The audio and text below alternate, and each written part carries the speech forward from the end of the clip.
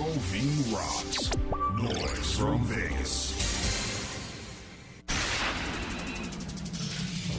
The following is a live LV Rocks original webcast. Visit lvrocks.com for studio cam and live chat room. Knowledge is power, and this is powerful stuff. Wellness Education Cannabis Advocates of Nevada present the We Can 702 Nevada Cannabis News Hour with the We Can radio team. For the next 60 minutes, we'll take an in-depth look at the cannabis reform revolution sweeping the nation. Now, let's fire up the news hour. Here is the We Can radio team. Welcome to the Nevada Cannabis News Hour on lvrocksradio.com. I'm Kurt Ducott, your host, and today in the studio I have Perry Heichu and William Beach Baker, and of course behind the boards, DJ making us sound great. Yeah, so, he is. If you'd like to call in today, the studio number is 702-479-5254. So. Right. Wow, it's been a busy week in cannabis with 420. Happy 420. How about that? Yep, Lots of local news. Yeah, lots and lots of stuff going on. How many shops opened this week? I'm not sure the exact total. I mean, the Grove opened up last week. The Bloom dispensaries opened up that I know of. Right, yeah. I'm not sure how many others actually opened. Well, and some of them also celebrated their grand opening, even though they opened a few weeks ago.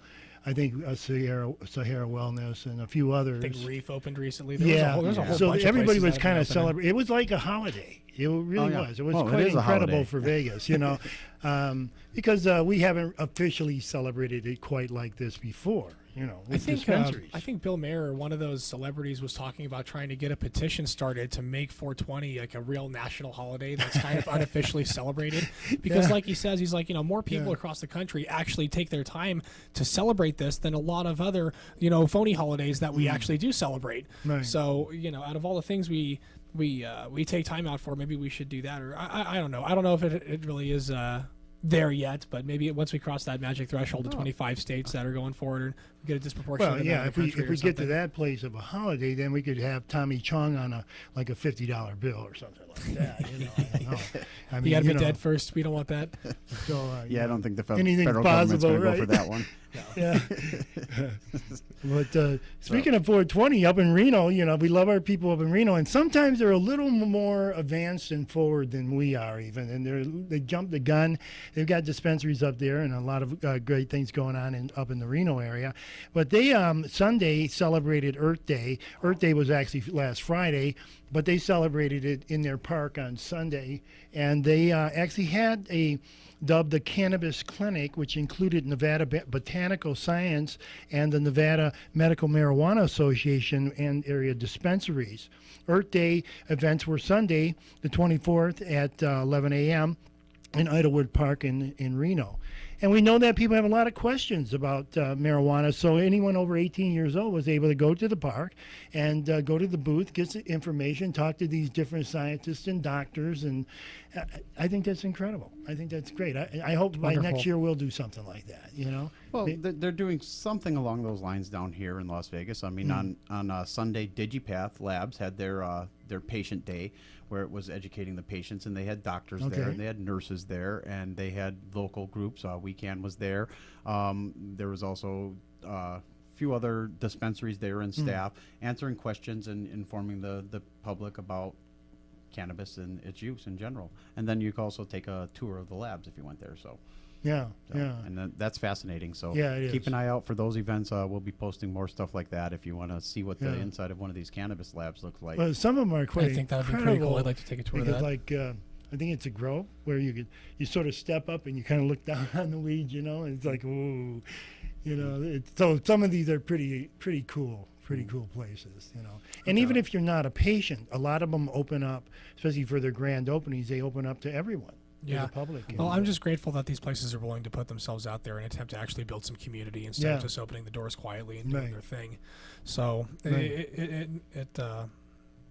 I guess people have questions, serious questions. People who are kind of starting to come out of the cannabis closet a little bit, and they don't really know who to go to, and doctors seem safe. So it's a good thing. Yeah. They'll be holding another event like that. Not at DigiPath, but at the Thrive Cannabis Marketplace on First Friday, May 6th, right down the road from our booth at First Friday. So you come out to our booth, and we'll give you a flyer to show you where the Thrive is.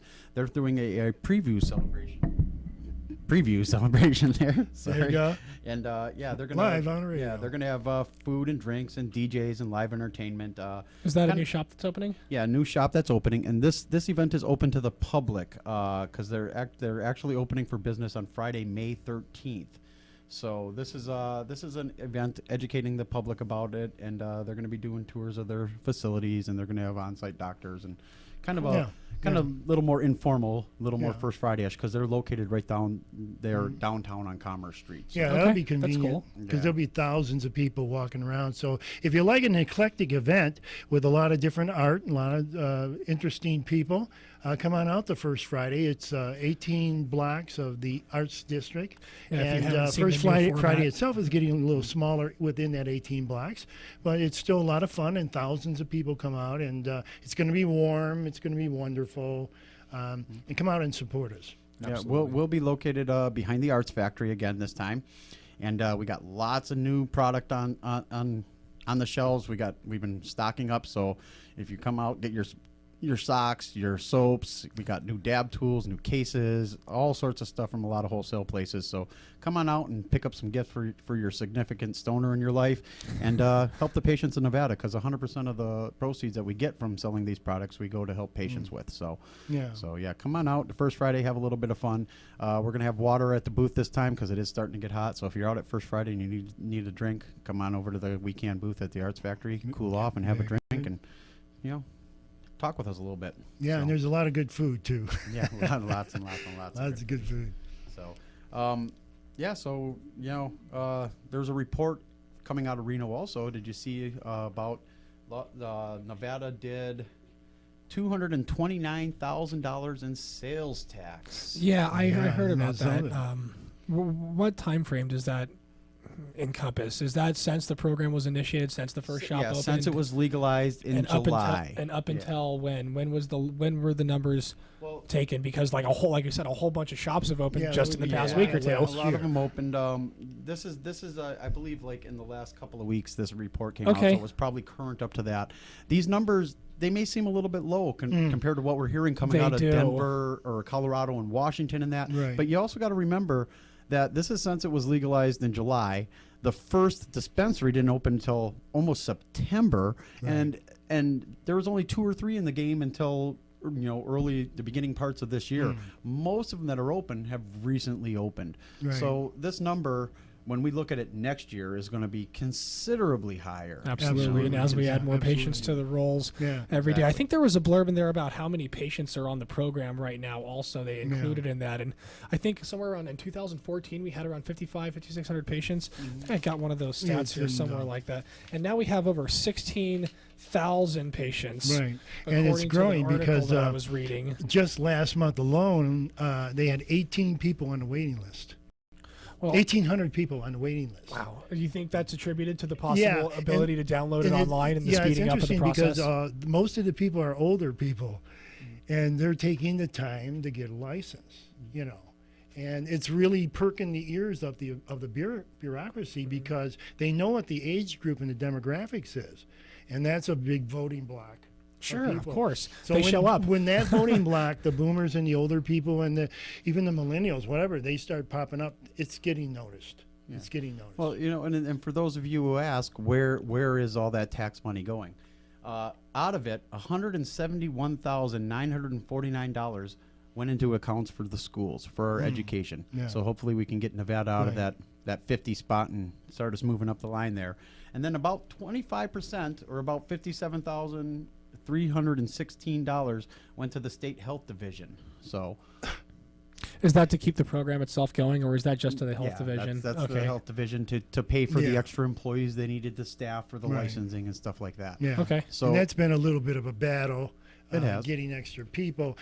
So hopefully in the next legislative session we'll fix some of these issues. But this is what's going to drive the revenue. Like he said, this and that. Like as 1,800 people are on the waiting rolls right now. That's a significant jump after those get cleared right there. We're going to see maybe 20, 30,000 next year if we're lucky. If the numbers keep increasing in this, the numbers are actually going to start to increase faster. We're gonna get a real climb here because they've now made it a downloadable application, and hopefully within the next month to 2 months, this online stuff that they're doing, it's going to take anywhere between 3 to 8 days. Right. To complete your application. Yeah, that'll make a big difference for a lot of people. It's going to be a huge difference, and none of this waiting for months and months to get your card. Yeah. You know, and that's part of the reason people still aren't getting their cards in Nevada. The state recently issued a thing about people using California IDs. The reason people are going around the system and getting California IDs instead of Nevada IDs is because, one, they're half the price or less. Two, you can get them the same day. Right. Same day. You can get access to your medication the same day the doctor says you can use it.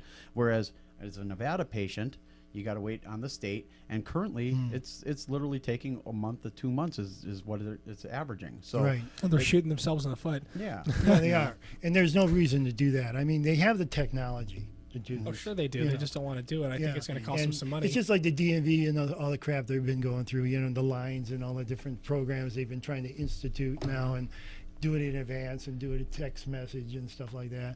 So hopefully they'll iron all these bugs out.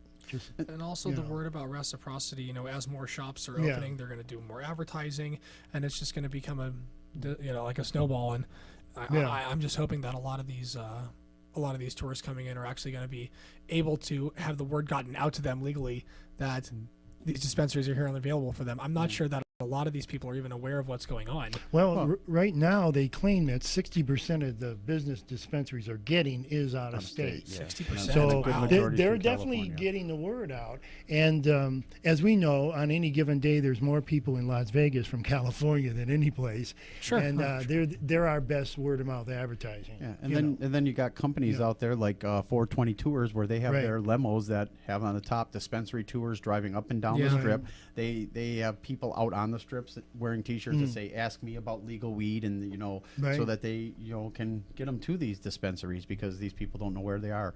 And that company will actually pick you up at your hotel or from your hotel, drive you to the dispensaries. On the way there, if you don't have your California card, they will help you get your California card.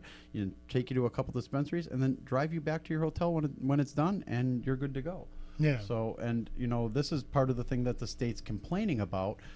But it's we got recreation right around the corner. It looks like we're going to pass here in November, so I don't see why they're creating such a big deal over something that's going to be a non-existent issue in less than a year. Yeah, and the interesting thing is it's one piece of bureaucracy that they could put in place that will pay for itself.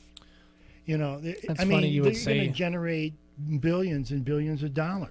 He was talking about how they're doing these things as possible, preemptive to legalization. And there's an article right here about people in Phoenix doing the same thing. It says the Phoenix City Council, they're starting to put the clamps down on the dispensary zoning a little bit. They added a few qualifying facilities that you can't have a dispensary within a quarter mile of. They added daycare centers, homeless shelters, and youth community centers to the list of places, and it was an 8-0 vote.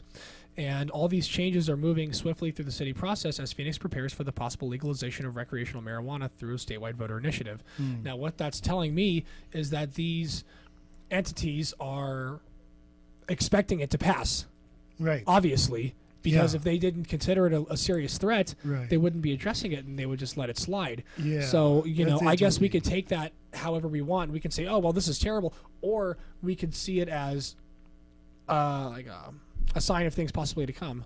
So, we'll see how it goes. This is interesting because we've actually talked this. We've been on the Nevada Cannabis News Hours. We're in our third year, and we talked about this over the years. How we're battling against these different agencies and these different entities, and believe it or not, they're greedy little dogs, and they want control. And a lot of these government agencies that have politicians that aren't in favor of the issue, they're still going to rough ride all these things, Yeah. And we'll overcome, We just haven't won the war yet. We're winning all the battles, but we haven't won the war.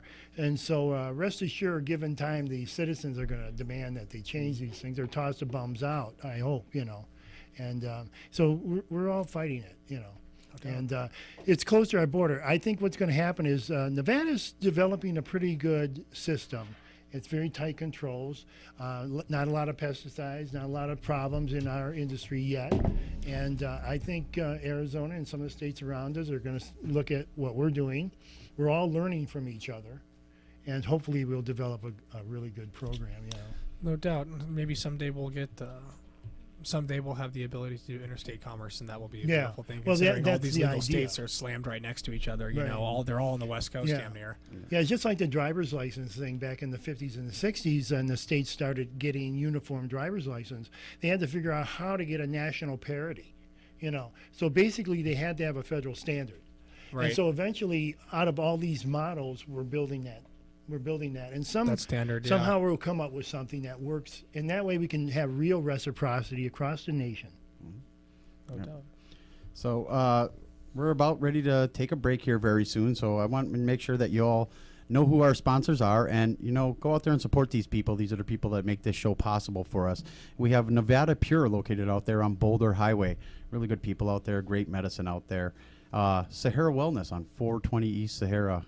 Conveniently located. Yeah, wonderful ladies out there doing a great job. Essence Vegas, they're on the west side on Trop. They're located on Las Vegas Boulevard, and on the east side over on Sunset Parkway. So Digipath Labs hosted that event this Sunday. Yeah. Great people.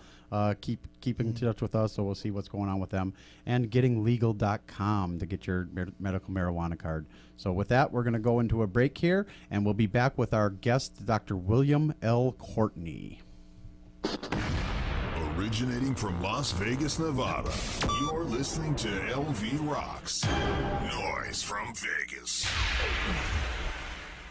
Hi, I'm Armin Yamanijan, CEO of Essence Dispensaries, and I'd like to let you know a little bit about our company. As a completely complimentary service, our on-site nurse is here to meet with any patient or non-patient to discuss dosing and best practices. We have 3 convenient locations. We have one location on Tropicana between Decatur and Jones, which is our west side location. Our Henderson location is on the corner of Sunset and Green Valley Parkway, and we're proud to announce that we have the first and only dispensary on the Las Vegas Strip, on the corner of Las Vegas Boulevard and Sahara. Our prices are the lowest prices in town and the highest quality medicine. Please come and see us at one of our 3 convenient locations or visit us at essencevegas.com. You can also call us at 702-978-7575. Once again, the number is 702-978-7575. Attention medical marijuana patients. Did you know that your medicine could contain pesticides, heavy metals, and even mold? Are you really sure that you're getting the same potency every single time? Well, the answer to that question is simple. Digipath Labs. Digipath Labs is a state-approved laboratory run by scientists. So look for the Digipath Labs quality seal on your next medicine and on the door of your favorite dispensary. To learn more, go to digipathlabs.com. That's DIGIPATH labs.com. Getting Legal offers an informative and simple way for you to get your marijuana card. Why come to Getting Legal to get your marijuana card? We have a 99% approval rating and the lowest price in town. Avoid legal problems. Getting Legal can get you legal fast. Ready for a new start? Come in now and get relief from your chronic conditions affecting your quality of life. Call Getting Legal today at 702-979-9999. That's 702-979-9999 or visit our website at gettinglegal.com to get your marijuana card today. LV Rocks, noise from Vegas. LV Rocks, noise from Vegas. Knowledge is power, and this is powerful stuff.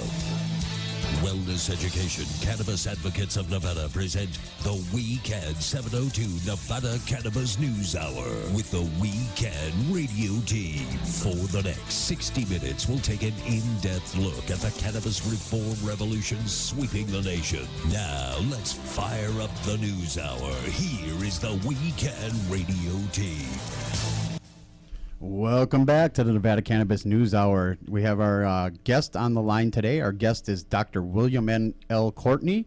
He has an extensive medical education that began with a Bachelor of Science in Microbiology from the University of Michigan. He also received his Doctor of Medicine from Wayne State University and interned for residency in psychiatry at California Pacific Medical Center and went on to earn his postdoctorate in forensic examination and forensic medicine. Dr. Courtney is currently a member of the American Academy of Cannabinoid Medicine, the International Cannabinoid Research Society, the International Association of Cannabis as Medicine, and the Society of Clinical Cannabis. Dr. Courtney has also been teaching continuing medical education courses in clinical cannabis. Welcome to the show, Dr. Courtney. How you doing? Doing very well. Thanks for having me. Yes. Thank you for calling in. Yes. So where are you right now? In a rainforest down near Venezuela. Wonderful.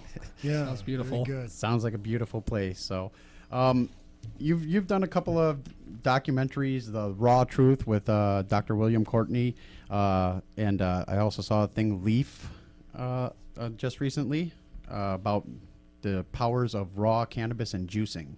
So, what's the difference between the usual way of consuming cannabis and consuming it raw?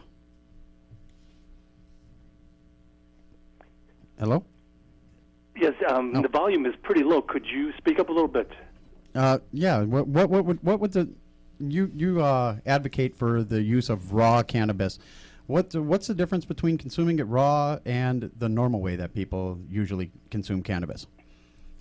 Well, if we look at normal critically, if we look at the last 34 million years, if you looked at hundreds of millions of animals, the way they consume cannabis is what's in their environment, and we know that leaf is present for 6, 7, 8, 9 months out of the year. And so the consumption of raw leaf really is the normal use of the plant. It takes human beings to develop the ability to shift a dose. If you look at a 100, 200-pound mammal, a deer, bear, they're going to be consuming 30, 50 micrograms of THC, where humans on the average are doing 10, 15, 20, 30,000 micrograms. So when you say normal, it depends a lot on the perspective. I've had the great opportunity to work with almost 8,000 individuals in Northern California who are growing a lot of cannabis and providing it to individuals in the city. And the nice thing about the person who is actively growing, they have raw cannabis in their environment, and so therefore have easy access to cannabis as food. And it's becoming pretty clear that cannabis as food is really incomparable for both the restoration of health, the treatment of disease, and ideally for the prevention of disease. And that's kind of been my focus for the last decade. Wow.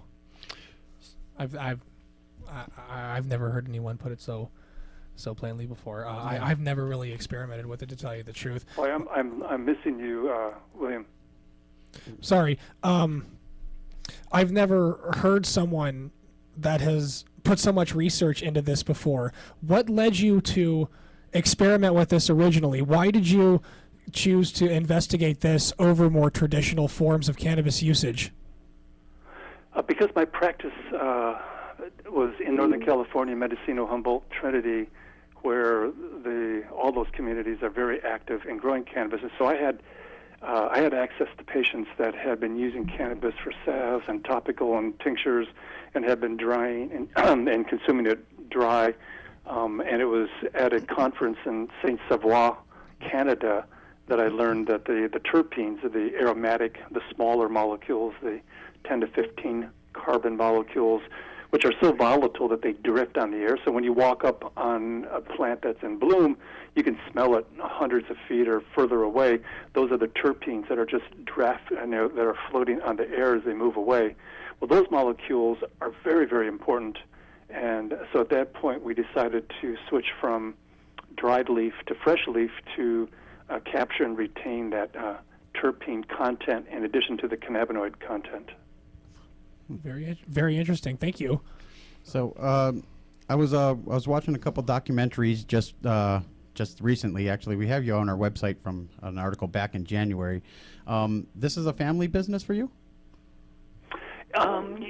it is. My wife has multiple autoimmune disorders and had discovered that cannabis was very helpful to her when she was in the Midwest and moved to California for safety. And we met first in California, and then we attended a conference, essentially that one in St. Savoie, and have been together. She's got the intense personal experience, and I've got the childhood love of microbiology, biochemistry, and what this plant is capable of doing to provide cell health. Well, it seems like a lot of growers are developing both high THC and high CBD strains to suit different markets. The CBD is obviously used more on the medical side. High THC strains are very popular on the recreational side for obvious reasons. Do you see any other of these? Because I'm looking at a chart right here that your team sent over, and it seems like there are a myriad of other active substances within the cannabis plant that aren't really focused on at this point. Would you like to see growers focus on those in order to develop this research further, or? It would be the greatest fortune of my life to come into contact with very, very old seeds and look at the genetic profile over 10,000 years ago before we began selectively hybridizing it for a particular molecule, for THC acid. We do know that many mammals are very selective. If you put out 10 different genetics and the animal can choose amongst them, they tend to avoid the high CBD plants. They tend to kind of gravitate towards ones that have a more moderate distribution, because like you said, we're up to 150 different 2021 carbon cannabinoids, 130 terpenes, and when you look at the mixtures, the ratios, the permutations and combinations of numbers of that size, the plants are very unique and capable of providing access to a lot of these molecules. And so my current focus has been on trying to pay attention to what wild turkey and bear and boar and rabbits and raccoons and what other animals prefer, and begin there to say, well, if you had your choice of a high CBD plant, why wouldn't you do that if that's the solution to a dietary satisfaction and physiologic health? And they tend to kind of gravitate towards plants that have a more broad-based spectrum, and that really would make sense because the complexity of the endogenous cannabinoid system, in particular how it regulates growth and health inside of the cell, the intracrine environment, is exploding with new information. We're now labeling receptors according to the organelle to which they're attached inside of the cell. Mm-hmm. So there was a whole presentation on MT-CB1, which are mitochondrial CB1 receptors. Well, there's also CB2, GPR55, which could become CB3. Most likely we'll find GPR18, GPR35, GPR119. So a very complex intracellular environment. And we know that the different constituents in cannabis have activity at different receptors. And so if a plant has a more broad distribution, there's a pretty good chance that it could be interacting with a wider array of these receptors and possibly facilitating that cell function. So the ultimate goal is to make kind of a cannabis multivitamin that covers all these bases in a very balanced way, or something like that, in order to use it medicinally. That's you only need it medicinally when you've failed to use it as a dietary essential.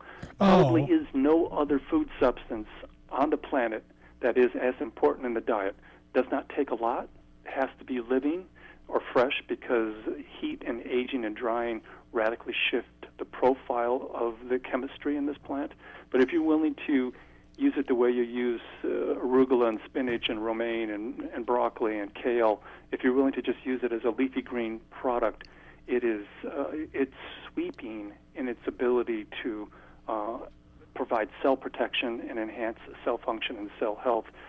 I think variety is likely to turn out to be useful, that if you look at some of the work Brian Whittle, Table 2 of his pharmaceutical formulation patent, looks at different ratios of cannabinoids having an impact on different medical situations. And so if you're willing to do some 3-to-1, some 1-to-3, and some 1-to-1, and some, occasionally maybe a 95-5, maybe a high CBD once in a while, or a high THC, I think that type of a broad approach probably is going to lend the best dietary support to this endogenous cannabinoid system.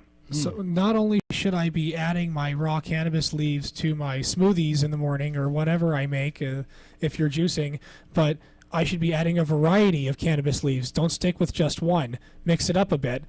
So basically we have to work on a way, I guess when recreational cannabis comes, people will be able to grow their own legally.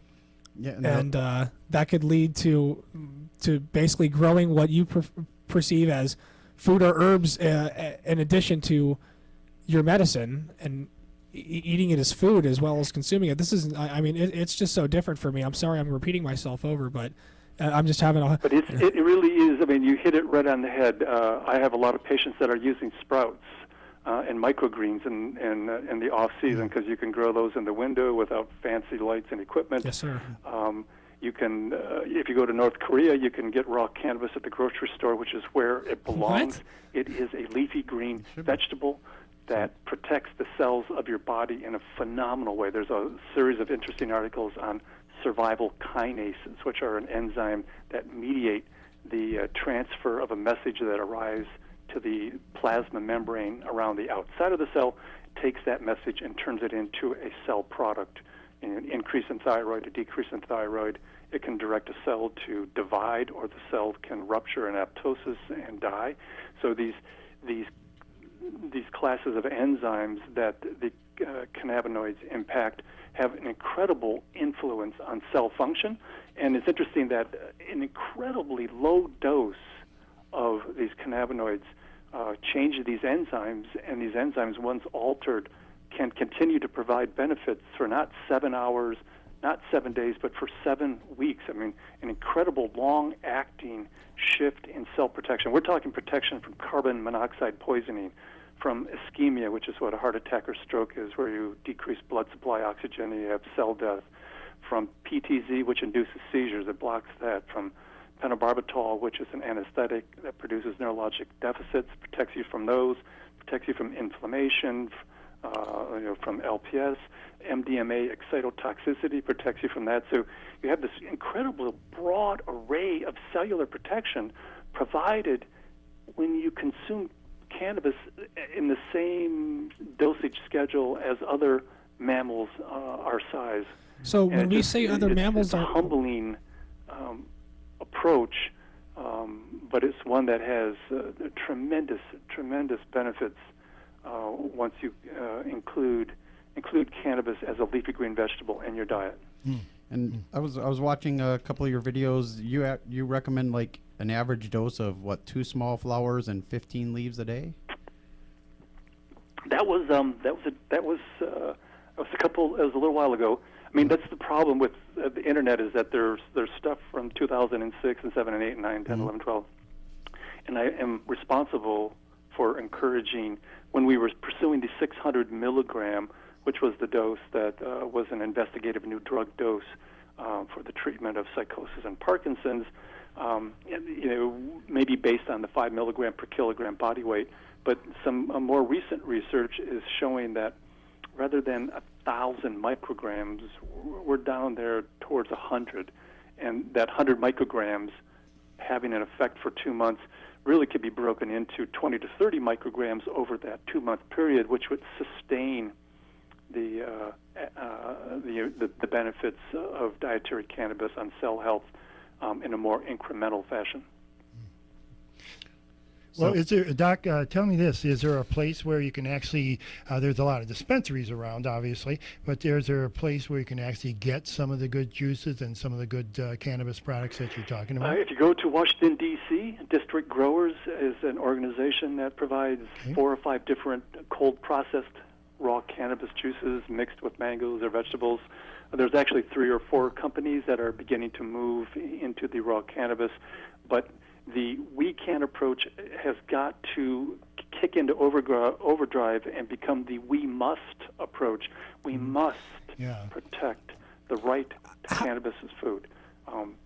How long will it? Is, sorry, go ahead, sir. What's that? I'm sorry, go ahead. I said that there's a lot of effort to prohibit individuals from having raw cannabis in their garden, in their diet, and it's absolutely critical that we, as Thomas Jefferson said, that when you let government determine what food you eat and what medicine you take, you're living in a state of tyranny.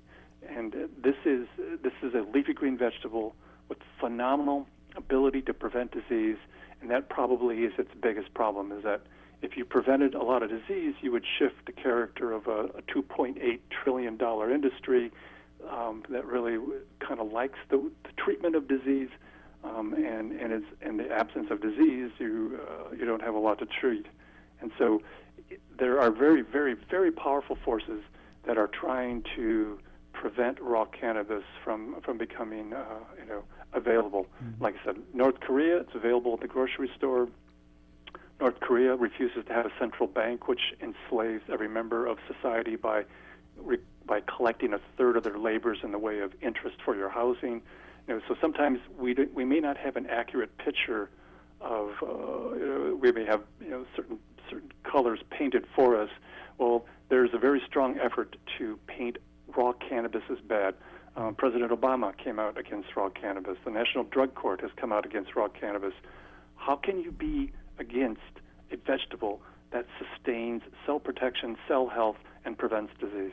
And especially when the way that it's being taken, it doesn't even have a psychoactive effect. So what are they so afraid of here, The prevention of disease. Exactly. How long will it stay well? If I juice some cannabis and put it in a glass jar and put it in my refrigerator, how long will it stay good for? Do I have to consume it immediately? Is it better to consume it faster upon juicing in order to get more of the active ingredients? Or yeah, the really best way is the way that every other animal has and does use cannabis. They bite it off a living plant, and if you chew the leaf, it treats the gingivitis. I had one patient who had 4 to 5 millimeter pockets where the gums had retracted from the teeth, made a mouthwash, swished it around.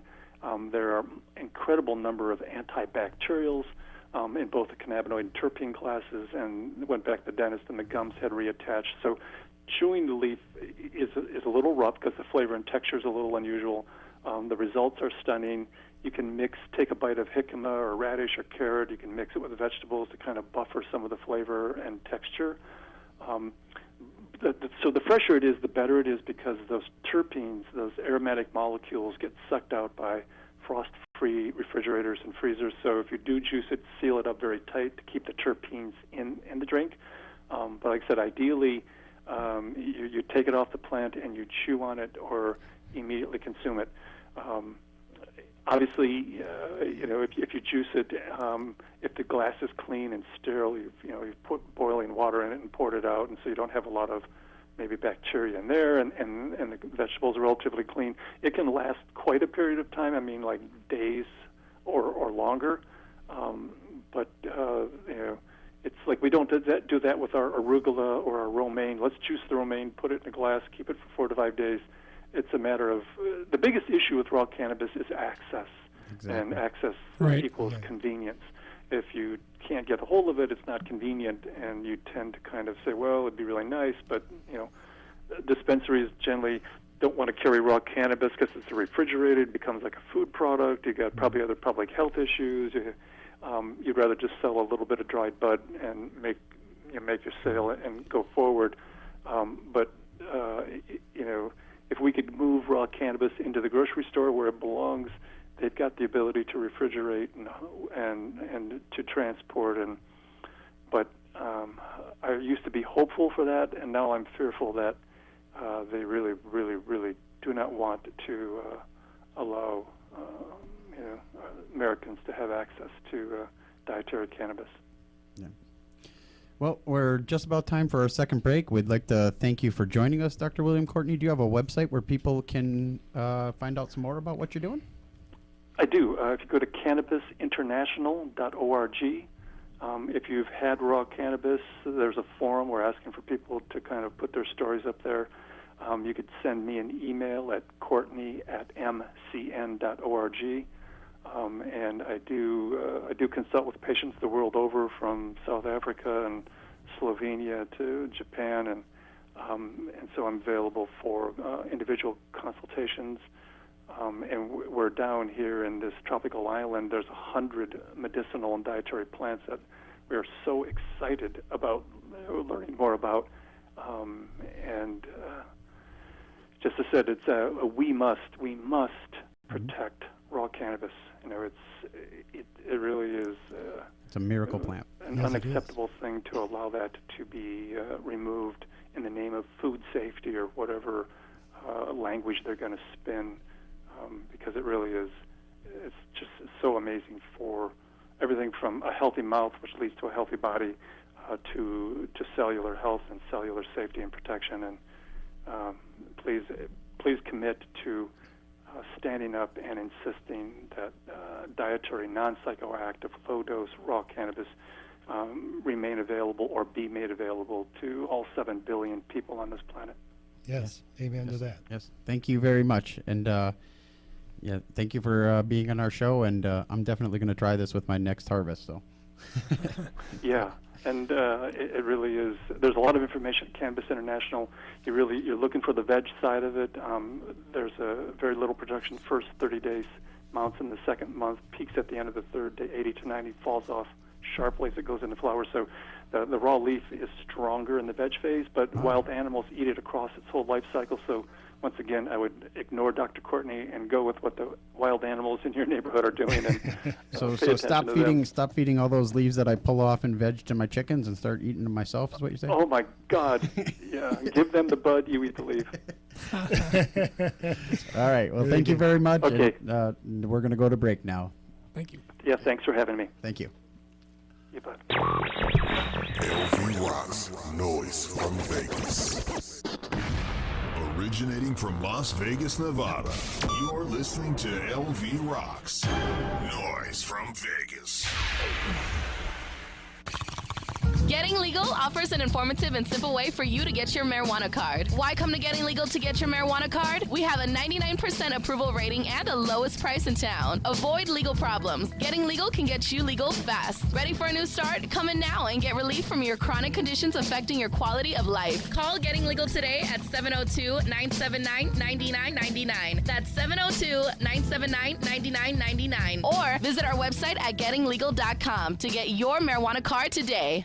Hi, I'm Armin Yamanijan, CEO of Essence Dispensaries, and I'd like to let you know a little bit about our company. As a completely complimentary service, our on-site nurse is here to meet with any patient or non-patient to discuss dosing and best practices. We have 3 convenient locations. We have one location on Tropicana between Decatur and Jones, which is our west side location. Our Henderson location is on the corner of Sunset and Green Valley Parkway, and we're proud to announce that we have the first and only dispensary on the Las Vegas Strip, on the corner of Las Vegas Boulevard and Sahara. Our prices are the lowest prices in town and the highest quality medicine. Please come and see us at one of our 3 convenient locations or visit us at essencevegas.com. You can also call us at 702-978-7575. Once again, the number is 702-978-7575. Attention medical marijuana patients. Do you know what your cannabis actually contains? Are there heavy metals, pesticides, or even mold? And what strength is it really? And is it really what you need? Well, the answers to these questions are simple. DigiPath Labs. DigiPath Labs is a Nevada state-approved medical marijuana testing facility whose scientists carefully test products for safety and potency, all within the state's rigorous mandate. You can buy with confidence and trust knowing DigiPath Labs has tested your medicine. If you're a licensed grower, dispenser, extractor, or edibles manufacturer in Nevada and want unparalleled customer service and consumer confidence, go to digipathlabs.com and find out what we can do for you. And as a patient, only go to dispensaries that carry the DigiPath Labs seal of approval. That's digipathlabs.com, DIGIPATH labs.com. or call us at 702-209-2429. That's 702-209-2429. LV Rocks. Noise from Vegas. Welcome back to the Nevada Cannabis News Hour live on lvrocksradio.com. We just had a interesting discussion with Dr. William Courtney. That was a whole lot of fun. And now we're back into some local Las Vegas news. I mean, with all the stuff that happened this last week, I think the thing that got the most news coverage was the opening of the Cannabis Chapel on 420. They did, they did their very first two 420 weedings, as they like to call them. And no cannabis consumed at the chapel itself, but it was a cannabis-themed wedding with references to the plant during the reception and that. Right. The first couple was actually out of Arizona, and she is a patient, and they've been waiting for something like this to open. And when they saw that it was happening here in Las Vegas, they booked their stuff and planned their weeding right off the bat. That's fantastic. I love it. I love it. They didn't bring it. They didn't bring any guests, but there were sure a lot of people in attendance. Just with the news crews alone, there was every news station, Telemundo, the Associated Press was there. I mean, there were just so many of them. That's great, and it turned out really good. And then they also held their very first Sunday session this last Sunday, which was a kind of churchish kind of thing, but not really. It was a sermon about the plant and how this plant is such a great healing power, and it was very inspirational. I left there feeling happy. Really? You know what I mean? Very, very happy. It was a very inspirational sermon. So they're looking to have some more of those here. Looks like the next Sunday service will be next month. They're going to do them monthly right now. Anybody interested in doing a weeding, they're booking those any day you want to do them. So you can contact them at the cannabischapellv.com. So. Wow, that's something. That's fantastic. So, Oh yeah. And then a few things around Nevada happening, and some weird things, I think. Well, I had a story out of a place called Carlin, Nevada. This story comes from the Elko Daily Free Press, and it says, a pizza delivery driver leads to marijuana bust involving juveniles. The Carlin Police Department arrested a mother for drug possession and contributing to the delinquency of 4 minors Wednesday after a search resulted in finding 9 ounces of marijuana and the juveniles consuming the plant. The department was notified of the potential drug use by a pizza delivery man who smelt marijuana while at the residence. That sucks. They got ratted out by their pizza delivery guy. Yeah. And it's just like, maybe they didn't tip him.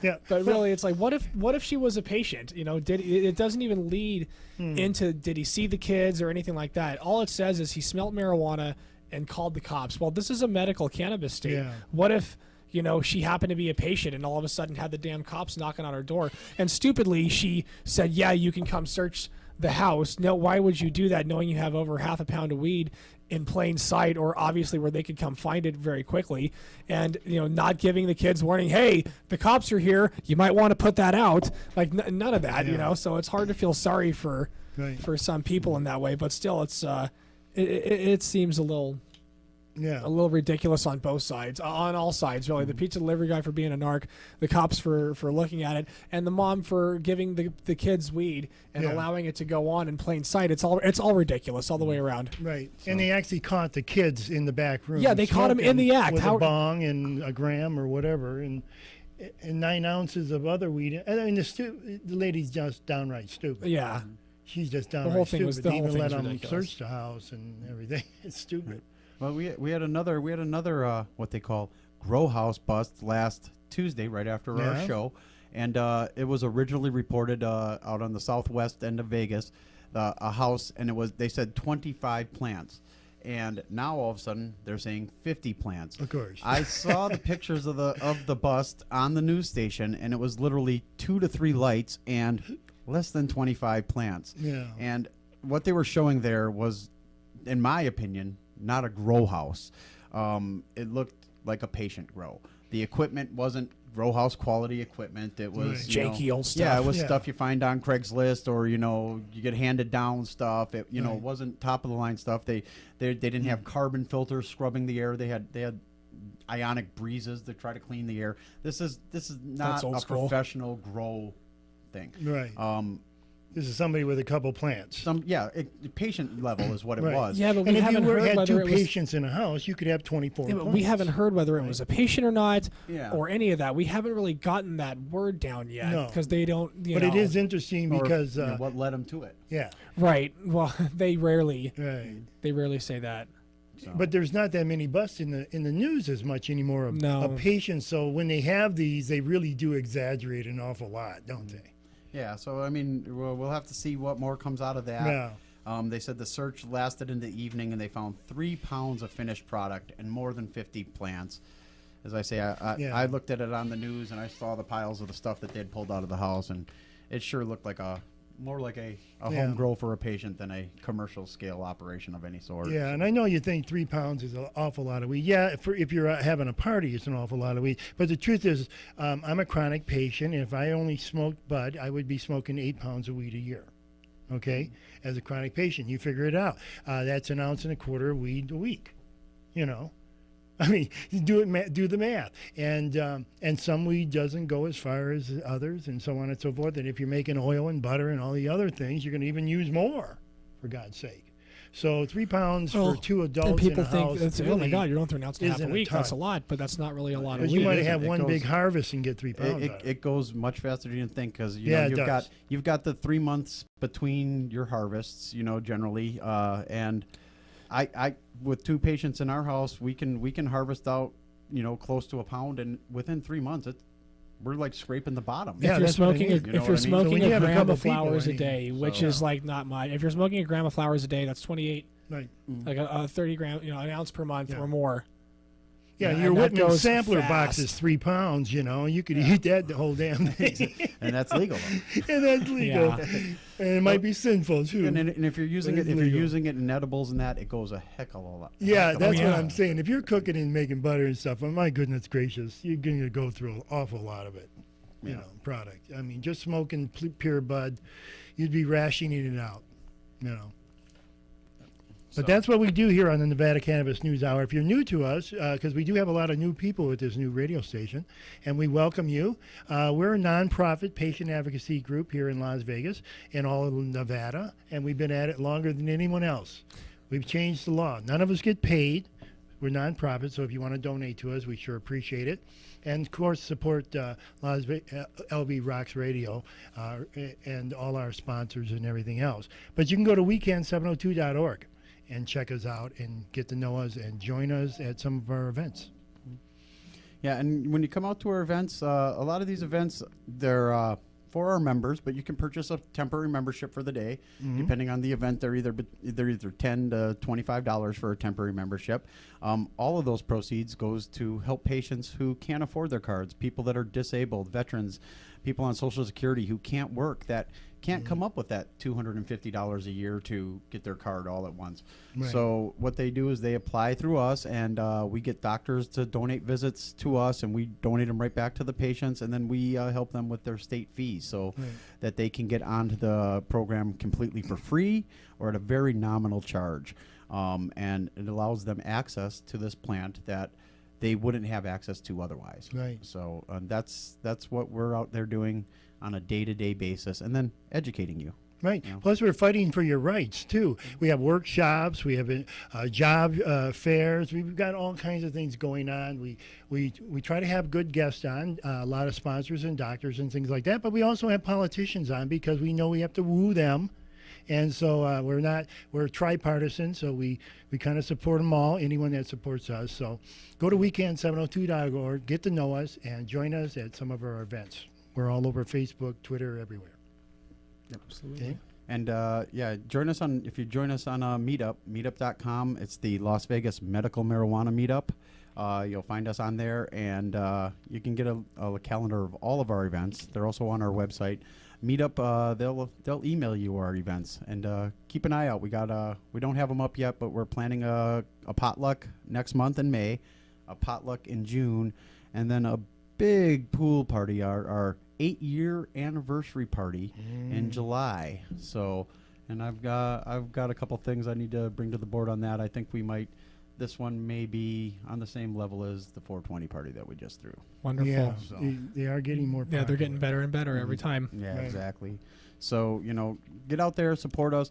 You be your own best advocate. That's the one thing that we really need to stress to everybody, because nobody's going to get up and speak for you as well as you can speak for yourself.